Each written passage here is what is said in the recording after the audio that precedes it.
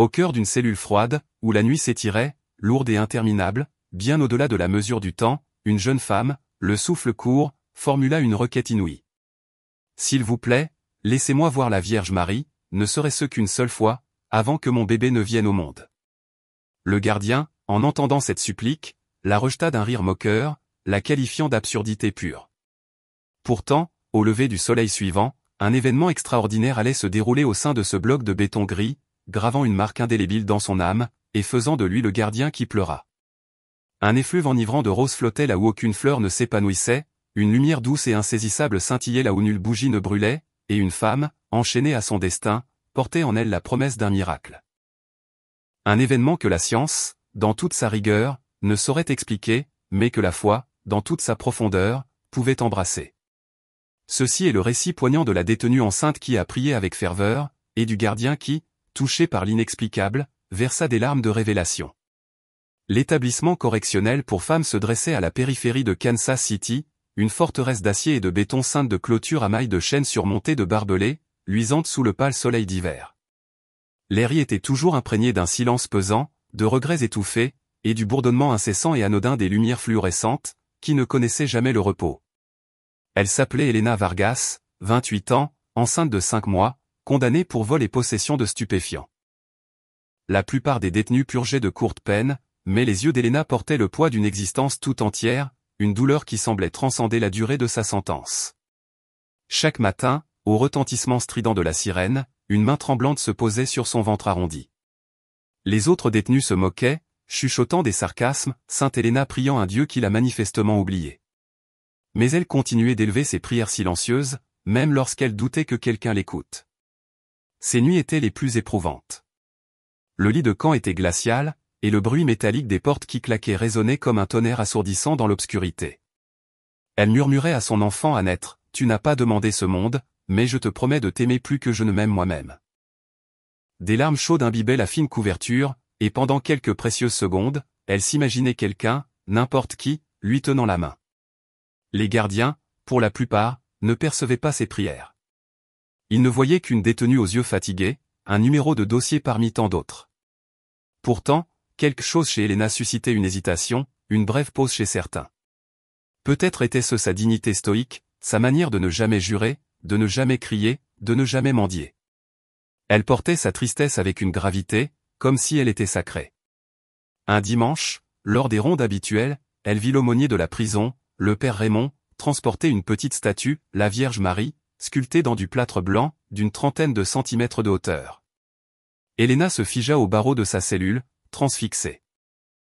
Le visage de la statue était d'une sérénité déchirante, ses yeux baissés de douleur, comme si elle pouvait embrasser chaque peine jamais ressentie par une mère. Cette nuit-là, le sommeil refusa de venir à Elena. L'image de la Vierge la hantait, son visage calme, ses mains ouvertes, son expression empreinte d'une compréhension infinie. Une émotion indéfinissable remua en elle. Ce n'était pas la peur.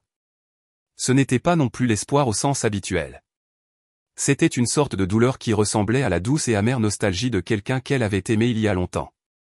Et pour la première fois depuis son arrestation, Elena murmura non seulement à son bébé, mais à Marie elle-même, Mère de miséricorde, « Si vous pouvez m'entendre, s'il vous plaît, ne laissez pas mon enfant naître dans l'obscurité. » Personne ne la vit bouger les lèvres dans cette cellule sombre. Mais quelque part dans le couloir, un gardien nommé officier Daniel s'arrêta brusquement, sans aucune raison apparente, comme s'il avait perçu un sanglot lointain à travers les murs épais. 3 jours s'écoulèrent avant qu'Elena ne retrouve le courage de parler. C'était l'heure du déjeuner, la cafétéria sentait l'odeur âcre des haricots trop cuits et le chlore des désinfectants. Elle attendit que la file s'éclaircisse, puis s'approcha discrètement du bureau du gardien. « Officier Daniels, dit-elle doucement, ses poignets enchaînés. » Il ne leva pas les yeux immédiatement. « Qu'y a-t-il, Vargas ?» Sa voix trembla légèrement. « La statue, celle que le père Raymond a apportée la semaine dernière. Pourrais-je la voir, juste une fois ?» Daniels fronça les sourcils. « Elle est dans la chapelle. Les détenus n'y sont pas autorisés en dehors du service dominical. »« Je sais, » murmura-t-elle. « Mais avant la naissance de mon bébé, j'aimerais demander à la Vierge de la bénir. » Un silence de plomb s'abattit sur la pièce. Même le bourdonnement des bouches d'aération sembla s'interrompre. Pendant un instant, Daniels fut sans voix. En 17 ans de service, il avait entendu d'innombrables requêtes étranges, des cigarettes, des faveurs, même des appels téléphoniques à des fantômes. Mais celle-ci était différente. Il n'y avait aucune manipulation dans son ton, aucune supplication de pitié, juste une foi pure, brute et fragile. Il s'éclaircit la gorge. « Vous devrez parler au directeur. »« Je l'ai déjà fait, dit-elle, il a dit « non ». Quelque chose dans ses yeux, cette acceptation tranquille du rejet, mit Daniels mal à l'aise. Ce n'était pas de la défiance, c'était une paix inébranlable. Cette nuit-là, Daniels resta tard dans la salle des gardes, incapable de chasser les paroles d'Helena de son esprit. Il n'était pas croyant, il ne l'était plus depuis que sa fille, Emily, était décédée à l'âge de 6 ans d'une pneumonie que la médecine n'avait pu vaincre. Il avait enterré sa foi avec elle. Mais alors qu'il était assis dans la faible lumière du moniteur de sécurité, il vit Helena sur l'écran, agenouillée près de son lit, murmurant à son ventre. Quelque chose dans cette image le troubla profondément, une femme enchaînée, une détenue enceinte, priant pour la vie de quelqu'un d'autre, pas la sienne. Le lendemain matin, sans savoir précisément pourquoi, Daniels frappa à la porte de l'aumônier. « Père, dit-il, il y a une prisonnière, Helena Vargas. Elle veut voir la statue de la Vierge Marie. » L'aumônier sourit doucement. « Alors, apportons-lui la statue. » Mais Daniels secoua la tête. « Non, dit-il, avec une insistance surprenante. Elle doit venir elle-même à la chapelle. » Et pour des raisons qu'aucun des deux hommes ne put expliquer, la permission fut accordée cet après-midi même. La chapelle de l'établissement correctionnel de Kansas City était un espace modeste, à peine plus grand qu'une salle de classe, ses bancs de bois polis par des années de prière silencieuse. Une lumière de bougie vacillait faiblement contre les murs, projetant de douces ombres sur le crucifix au-dessus de l'autel. Cet après-midi-là, l'air était chargé d'une odeur de pluie. Des nuages bas s'accrochaient au ciel à l'extérieur, et les lumières du couloir bourdonnaient comme des insectes fatigués. L'officier Daniels escorta Helena, ses poignets menottés, les chaînes tintant à chacun de ses pas hésitants. 5 minutes, marmonna-t-il, tentant de paraître ferme, mais sa voix tremblait d'une émotion contenue. L'aumônier attendait près de l'autel, debout à côté de la statue de la Vierge Marie, Notre-Dame des Douleurs. La figure était sculptée dans du plâtre pâle, ses yeux baissés, ses mains ouvertes comme si elles pouvaient contenir la douleur de chaque cœur humain. Helena la contempla en silence, son regard empli d'une intensité palpable. Puis, sans attendre la permission, elle tomba à genoux. Le bruit sec du métal heurtant le sol résonna comme une cloche dans le silence. Pendant un long moment, rien ne bougea. Même les flammes des bougies semblèrent retenir leur souffle. Helena inclina la tête et murmura, « Mère de miséricorde, j'ai commis des actes terribles, mais s'il vous plaît, ne laissez pas mon enfant porter ma honte. » Sa voix se brisa.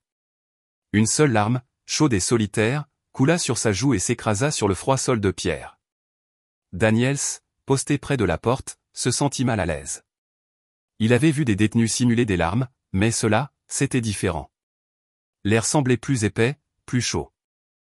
Il se frotta les yeux, pensant que c'était la faible lumière qui jouait des tours. Mais alors, il remarqua quelque chose d'étrange. Chaque flamme de bougie dans la chapelle vacilla simultanément, se penchant légèrement vers la statue de la Vierge Marie. Le parfum de rose, doux, pur, et impossible, emplit soudainement l'air. Daniels regarda autour de lui, incrédule. Il n'y avait pas de fleurs, pas de fenêtres ouvertes, pourtant la fragrance devenait plus forte, plus enivrante. Les lèvres d'Helena continuaient de bouger en prière, mais ses mots étaient à peine audibles. « Protégez-la, Sainte Mère. Guidez-la quand je ne pourrai pas. » Un silence profond, révérencieux, inhabitué à ces murs, s'abattit sur la pièce.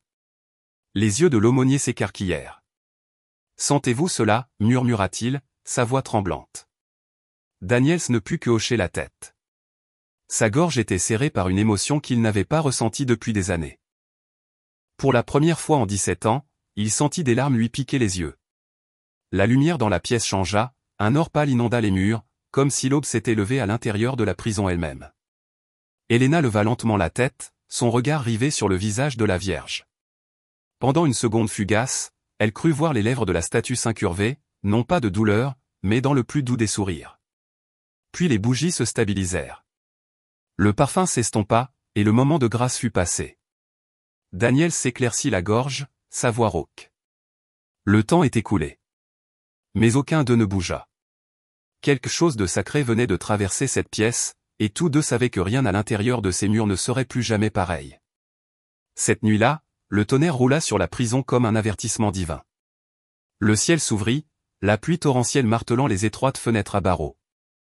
À l'intérieur, les gardiens se déplaçaient dans les couloirs faiblement éclairés tandis que le monde extérieur se noyait dans la tempête déchaînée. Daniels était à mi-chemin de sa ronde de minuit quand il entendit un cri déchirant provenant du bloc cellulaire. « Officier, elle est en train d'accoucher. » C'était Elena. Au moment où il atteignit sa cellule, elle était pliée en deux sur le sol en béton, se tenant le ventre. La sueur couvrait son visage, sa respiration était superficielle et rapide. « Appelez l'infirmerie », aboya Daniels, l'urgence dans la voix. Deux gardiens se précipitèrent, mais le médecin était de l'autre côté de l'enceinte. Il n'y avait pas de temps à perdre. Elena gémit, serrant le bord de son lit de camp.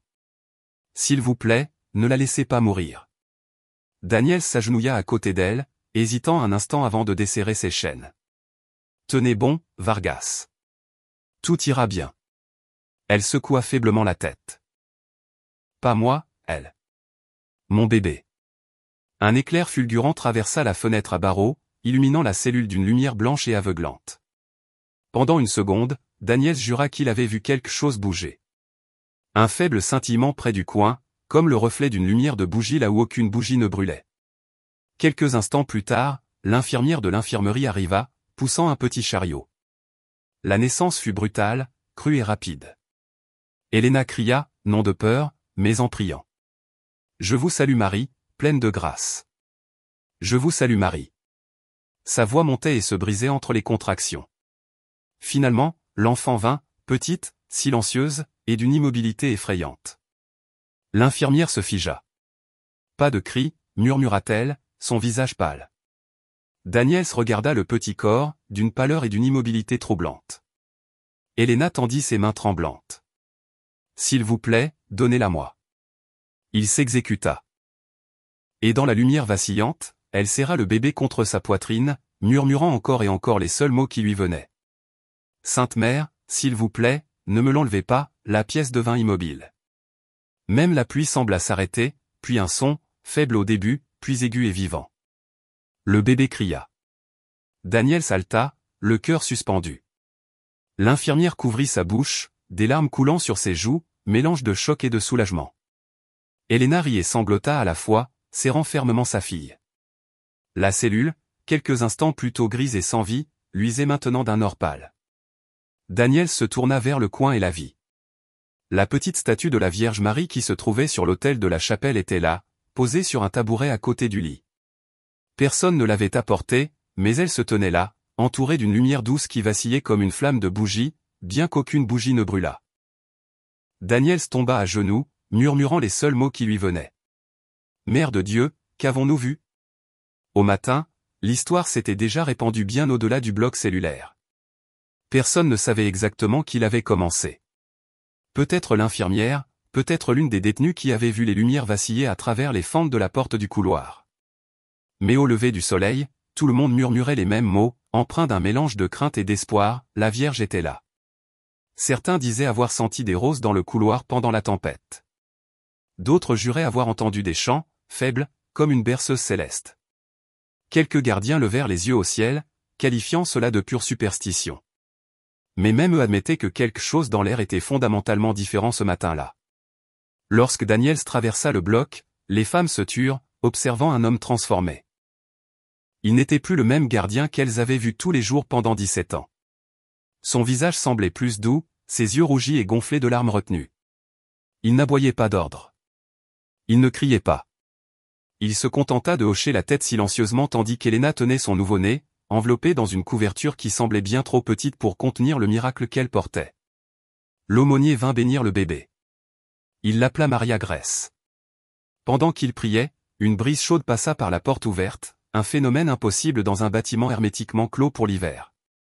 La flamme de la bougie à côté de la statue vacilla, puis se stabilisa, brûlant plus haut et plus brillamment qu'avant. Plus tard ce jour-là, le directeur appela Daniels dans son bureau. « Je n'aime pas les rumeurs », dit-il sévèrement. Daniels ne discuta pas. Il posa simplement le registre des gardes sur le bureau et murmura « Monsieur, je l'ai vu ». Le directeur le regarda un instant, un sourire incrédule aux lèvres. Il voulait rire, dissimulant son propre malaise, mais quelque chose dans la voix de Daniels l'en empêcha. Ce n'était pas de la peur. C'était de la révérence absolue. À partir de ce jour, personne n'osa plus se moquer des prières d'Elena. Quand les lumières vacillaient le soir, certains gardes faisaient discrètement le signe de la croix. Et chaque fois que des roses fleurissaient inopinément dans la cour de la prison, même par le gel le plus rigoureux, tout le monde se souvenait de la nuit où la miséricorde avait visité la cellule 27. L'officier Daniels avait passé près de 2 décennies derrière les barreaux, non pas comme prisonnier, mais comme un homme qui avait oublié comment ressentir. Chaque cliquetis de métal, chaque cri résonnant dans les couloirs, chaque dossier de détenu estampillé avait taillé une couche de pierre autour de son cœur, le rendant insensible, jusqu'à cette nuit-là. Il ne pouvait pas s'en défaire. La lumière éthérée, le parfum des roses, le premier cri du bébé. Il revoyait la scène encore et encore, cherchant une logique, une explication rationnelle, mais il n'y en avait aucune. Seule une paix inexplicable s'était installée sur lui, comme si quelque chose d'ancien et de sacré avait effleuré son âme endurcie. Après son service, Daniels rentra chez lui sous la pluie sans allumer la radio. Le monde extérieur lui semblait différent, plus propre, plus calme. Il se gara devant sa petite maison, la même où le vélo rose d'une enfant était toujours appuyé contre la clôture, rouillé et intouché depuis des années. À l'intérieur, la poussière recouvrait tout, un linceul silencieux. La photo de sa fille Émilie était toujours sur l'étagère, 6 ans, une dent de devant manquante, son rire figé dans un cadre. Il n'avait pas prié depuis le jour où il l'avait enterrée.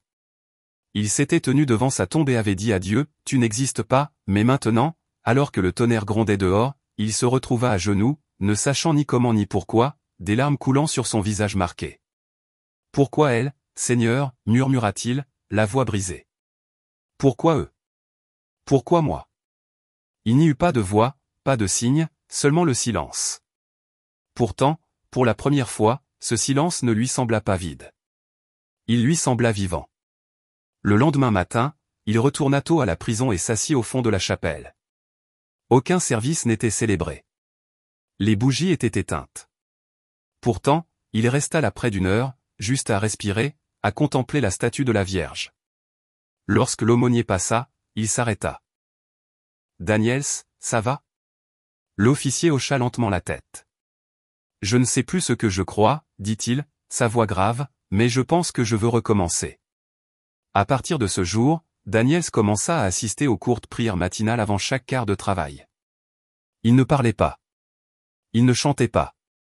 Il se contentait d'écouter. Et parfois, il jetait un coup d'œil à la statue et jurait qu'il sentait à nouveau le parfum des roses. 2 semaines après la naissance, le corps d'Elena était guéri, mais son cœur ne l'était pas.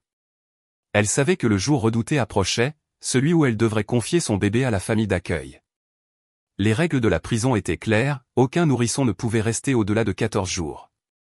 Lorsque l'infirmière vint avec les documents, Elena serra sa fille plus fort. Elle n'a même pas encore ouvert les yeux au soleil, murmura-t-elle, une douleur insondable dans la voix. L'infirmière détourna le regard, des larmes se formant au coin de ses yeux. « Je suis désolé, Elena. C'est la loi. » L'officier Daniels se tenait dans l'embrasure de la porte, la mâchoire serrée. Il avait escorté des centaines de transferts auparavant, mais celui-ci était insupportable, une épreuve pour son âme nouvellement éveillée. Elena embrassa le front de son bébé. « Son nom est Maria Grace, » dit-elle doucement, confiant un secret précieux. « Dites à quiconque l'apprendra que la Vierge Marie était là quand elle est née. » Elle leva les yeux vers Daniels, son regard ferme à travers les larmes. « Promettez-moi qu'elle le saura. » Il déglutit difficilement, un nœud dans la gorge. « Je le promets. » Le bébé commença à s'agiter, ses petites mains cherchant aveuglément la mère dont elle ne se souviendrait pas. Elena força un sourire, empreint de sacrifice. « Elle est forte, dit-elle. Elle grandira en connaissant l'amour, même s'il ne vient pas de moi. » Lorsque l'assistante sociale emporta finalement l'enfant, le couloir tomba dans un silence assourdissant, un vide que les murs ne pouvaient remplir. Elena se tourna vers le mur de sa cellule où était accrochée une petite image de la Vierge Marie, un cadeau de l'aumônier. Elle toucha le bord de l'image avec des doigts tremblants. « Merci de m'avoir laissé la voir vivante. » Daniels s'attarda devant la porte longtemps après qu'elle eut cessé de pleurer. Il voulait dire quelque chose, n'importe quoi, pour apaiser sa peine, mais aucun mot ne lui semblait digne de ce moment. Il murmura simplement, « Elle saura, Elena. Je le jure. » Et cette nuit-là, pour la première fois en 17 ans, il pria avant de s'endormir, son cœur en paix. 2 années s'écoulèrent, les saisons changèrent, et les portes de la prison se refermèrent derrière elle pour la dernière fois. Elena Vargas sortit avec rien d'autre qu'une Bible usée, une photo précieuse de sa fille, et la promesse qu'il avait maintenue en vie. La liberté ne se sentait pas comme elle l'avait imaginé. Le monde était bruyant, trop bruyant. Les voitures, les lumières, les voix, tout bougeait plus vite que ses pensées. Mais le soleil était chaud, l'air était ouvert, et pour la première fois depuis des années, elle pouvait sentir la pluie sans entendre le cliquetis des chaînes. Une petite paroisse catholique du côté sud de Kansas City l'accueillit avec compassion. Le prêtre, le père Raymond, lui offrit un travail de femme de ménage. « Ce n'est pas grand-chose, dit-il, mais c'est un travail honnête, et c'est près de la chapelle. » Elle sourit, son cœur s'apaisant. « C'est tout ce dont j'ai besoin. » Chaque matin, Elena cirait les bancs de bois, dépoussiérait l'autel avec révérence et allumait des bougies pour des étrangers qu'elle ne rencontrerait jamais. Parfois, elle s'arrêtait devant la statue de la Vierge Marie, la même statue qui avait jadis trôné dans la chapelle de la prison. Quand elle la vit, ses genoux s'affaiblirent sous l'émotion. La plaque en dessous lisait « Donnée par le Kansas City Correctional Facility, 2025 ». Les larmes brouillèrent sa vision. « Vous m'avez suivi ici », murmura-t-elle, un doux sentiment de providence l'envahissant. Cet après-midi-là, alors qu'elle nettoyait le vestibule, elle entendit des rires, le rire doux et pétillant d'un enfant qui la figea sur place. Elle se retourna et vit un jeune couple entrer dans l'église, portant une petite fille en robe blanche. La petite avait des boucles sombres, des yeux brillants, et un sourire qui lui semblait étrangement familier. Elena sentit son cœur s'emballer à la reconnaissance. « Excusez-moi, » dit la femme gentiment, « nous sommes ici pour un baptême. » Le prêtre sortit de son bureau. « Ah, oui. Maria Grace, n'est-ce pas ?» Le souffle d'Elena se coupa. Le monde entier sembla s'arrêter, le temps suspendu à cet instant. Le couple sourit fièrement. C'est elle. Pendant un moment, Elena ne put bouger. Elle se contenta de fixer l'enfant, son enfant, jouant avec l'ourlet de sa robe sous la lumière du soleil filtrant à travers les vitraux. Le même nom, les mêmes yeux vifs, les mêmes fossettes charmantes. Cela ne pouvait pas être une simple coïncidence. Alors que la cloche sonnait doucement pour annoncer le début du baptême, les mains d'Elena tremblèrent d'une émotion indicible. Elle réalisa qu'elle n'assistait pas seulement à une cérémonie sacrée. Elle assistait au retour de la grâce dans sa vie, précisément là où sa foi était autrefois née, dans les recoins les plus sombres de son désespoir. Le baptême commença tranquillement, la voix du prêtre résonnant dans la petite église, stable et douce. « Renoncez-vous à Satan et à toutes ses œuvres ?» Les parents hochèrent la tête, leurs mains tremblant d'émotion et d'engagement. Elena se tenait à l'arrière, à moitié cachée derrière une colonne, son cœur battait si fort qu'elle pouvait à peine respirer. Chaque mot du rituel semblait la transpercer comme une musique qu'elle avait oubliée, mais dont elle se souvenait encore, d'une manière ou d'une autre, dans les profondeurs de son âme. Lorsque le père Raymond leva la coquille d'argent pour verser de l'eau bénite sur le front de l'enfant, la lumière du soleil à travers le vitrail changea, se transformant. Au début, c'était subtil, juste un faible scintillement d'or sur le sol de pierre. Puis, lorsque l'eau toucha la peau du bébé, la lumière s'étendit, chaude et vivante, baignant l'autel d'une lueur radiante. Des halètements emplirent la pièce, tandis que tous les regards se tournaient vers la fenêtre. Le vert coloré, habituellement terne sous la lumière grise de l'hiver du Kansas, brillait maintenant de teintes si vives qu'elles semblaient en feu, saphir étincelant, rubis profond, or flamboyant. La lumière descendit, se posant avec une douceur divine sur la statue de la Vierge Marie à côté de l'autel. Pendant quelques secondes à couper le souffle, il sembla que la figure elle-même s'animait, brillante, lumineuse, vivante. Le bébé, qui s'était agité, cessa de pleurer, apaisé par cette présence mystique. Un silence profond et révérencieux tomba sur toute la congrégation. Elena pressa une main sur sa poitrine, les larmes coulant silencieusement sur ses joues, mélange de joie et de reconnaissance. Le jeune couple s'agenouilla ensemble, murmurant des prières de gratitude, le cœur rempli d'émerveillement. Le père Raymond resta figé, ses yeux reflétant le scintillement doré. Il déclara plus tard avoir senti quelque chose effleurer l'arrière de son cou, une chaleur qui ne venait pas du soleil. Et bien que personne n'osât le dire à voix haute, tous ressentirent la même chose, une conviction inébranlable, la mère était présente. Quand la lumière s'estompa finalement, personne ne bougea pendant un long moment, comme figé par la splendeur du moment. Même l'air semblait chargé d'une paix profonde et tangible. Puis la voix du prêtre brisa le silence, tremblante mais ferme. Cet enfant est né dans la miséricorde, et aujourd'hui la miséricorde revient. À l'arrière, l'officier Daniel se tenait tranquillement, un témoin silencieux. Il était venu pour le baptême aussi, portant toujours la même croix d'argent qu'il avait commencé à porter depuis cette nuit inoubliable dans la cellule. Il retira sa casquette, inclina la tête et murmura « Merci ».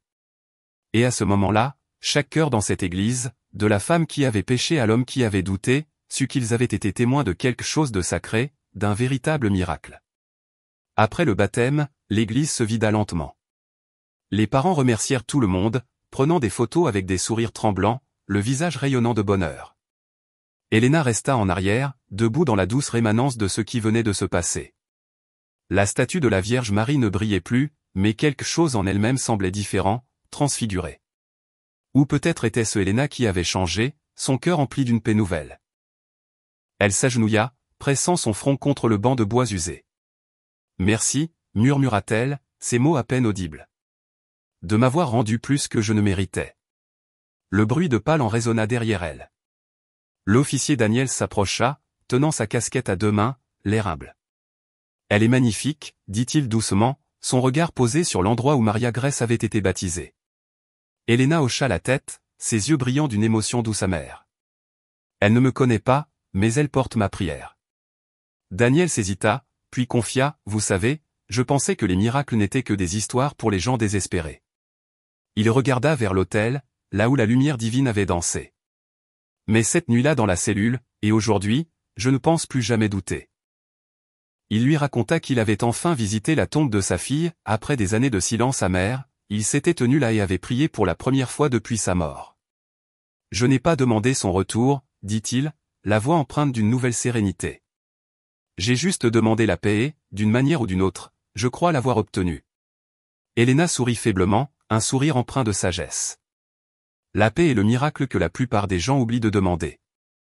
Pendant un instant, ils restèrent dans une révérence silencieuse, deux vies brisées, autrefois désespérées, recousues par quelque chose de plus grand que la raison humaine. Avant de partir, Helena se tourna une fois de plus vers la statue de la Vierge. Elle remarqua une petite plaque sous le piédestal, nouvellement polie, avec des mots qu'elle n'avait pas vus auparavant, « La miséricorde se souvient de l'endroit où elle est née. » Elle tendit la main, effleurant les lettres métalliques du bout des doigts. Dans son cœur, elle ressentit la douce certitude que la grâce ne dépend pas de l'endroit où l'on se trouve, seulement de la volonté d'ouvrir la porte.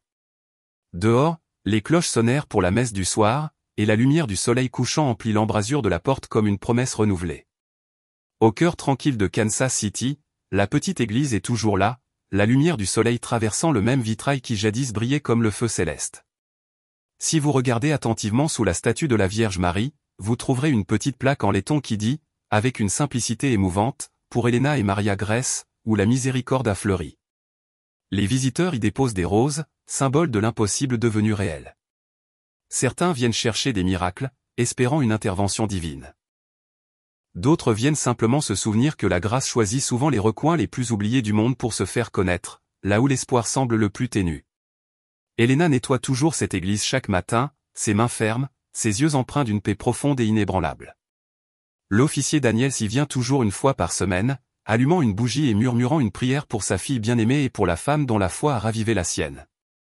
Et la petite Maria Grèce, elle grandit vite, aimée et en sécurité, son rire cristallin résonnant souvent à travers les murs mêmes qui abritaient autrefois tant de douleurs. Peut-être que les miracles ne sont pas toujours des éclairs spectaculaires de puissance divine. Peut-être sont-ils des moments tranquilles où le ciel s'abaisse suffisamment pour que les âmes brisées puissent se relever. Car la miséricorde, une fois née dans un cœur, ne meurt jamais. Elle trouve simplement de nouveaux cœurs où fleurir, transformant l'obscurité en lumière et le désespoir en un espoir éternel.